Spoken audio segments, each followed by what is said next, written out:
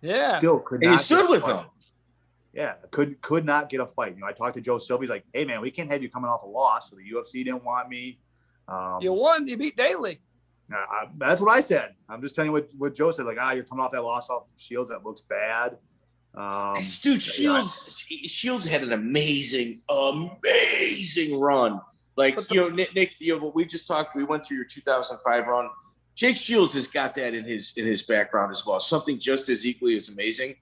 He has killed more opportunities in careers for guys that he has beat and has very rarely ever really helped himself. I think the problem with his runs were they weren't exciting. You know what I mean? Stale. It was like, I'm going to hold you down and dominate you position wise, but they weren't stuff that people wanted to see a lot of times, I think.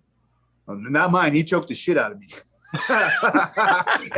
and quickly. Well, then there's that. Okay. And quickly at that.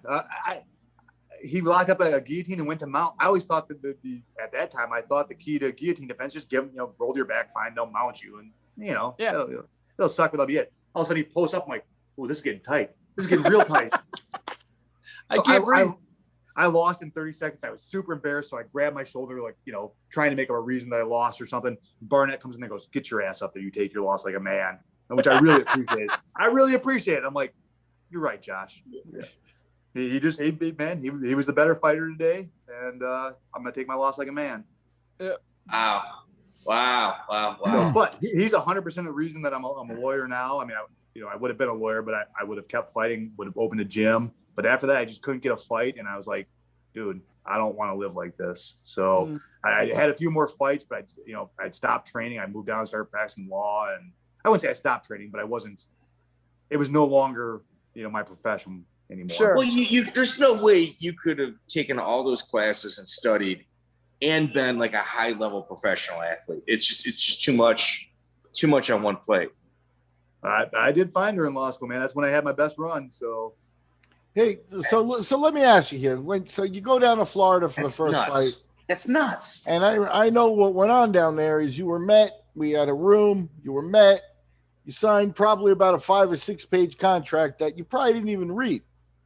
Right now, he's a lawyer. He had now you're a lawyer, and now you saw some UFC contracts. You saw some Bellator contracts.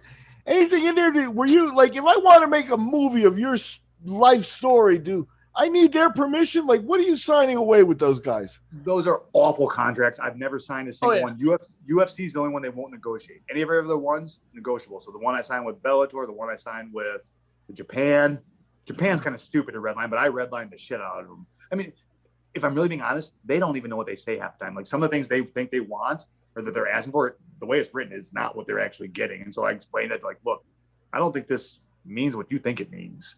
All that money on legal.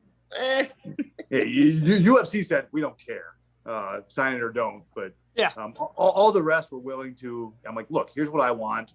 It's not unreasonable. Here's what you want. That's not unreasonable. We can find a middle ground. I don't think I should have to sign away my likeness in perpetuity. To if I ever want to appear in ads as a lawyer, I have to ask your permission first, right? Yeah. It does go that far though. Like at least.